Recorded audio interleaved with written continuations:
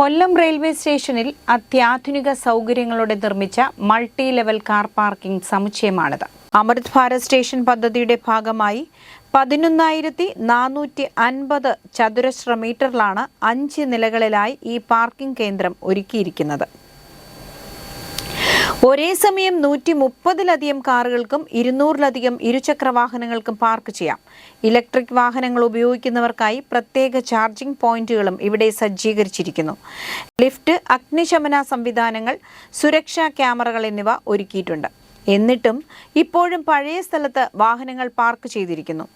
വെയിലും മഴയുമേറ്റ് അവ നശിക്കുകയും ചെയ്യുന്നു.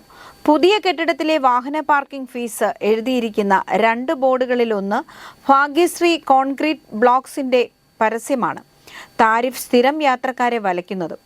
8 മണിക്കൂർ കഴിഞ്ഞാൽ 2 വീലറിന് 30 രൂപയും ഓട്ടോയ്ക്കും കാറിനും 80 രൂപയും മിനി ബസ്സിന് 380 രൂപയും ചാർജാകും. 3-4 ദിവസമായാൽ തുക 170, 600, 2100 ആകും. 96 മണിക്കൂറിന് മുകളിൽ ഒരു ദിവസത്തിനോ അതിനു കുറച്ചു മണിക്കൂറിനോ 70, 200, 940 രൂപ എന്ന നിലയിൽ കൊടുക്കണം. ആഴ്ചയിലുള്ള ചാർജ് പ്രത്യേകം പറഞ്ഞിട്ടില്ല. മന്ത്ലി ചാർജ് 2 വീലറിന് 600 രൂപയാണ്.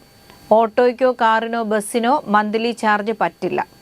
ആഴ്ചയിൽ ഒരു ദിവസം പോയി വരുന്ന സ്ഥിരം യാത്രികർക്കും മാസത്തിൽ ഒരു ദിവസം പോയി വരുന്നവർക്കും കിടിലം പണി തന്നെയാണ് റെയിൽവേ കൊടുത്തിരിക്കുന്നത്.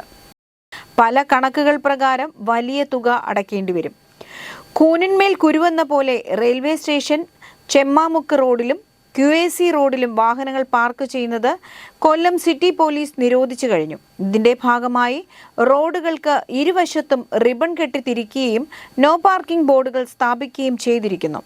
നേരത്തെ തന്നെ റെയിൽവേയോട് പാർക്കിംഗ് കോൺട്രാക്ട് എടുത്തിരിക്കുന്നവരുടെ ജോലിക്കാർ തോന്നുന്ന രീതിയിൽ ഫീസ് വാങ്ങിക്കുന്നുവെന്നും യാത്രികരോട് മോശമായി ഇടപെടുന്നുവെന്നും പരാതിയുണ്ടായിരുന്നു.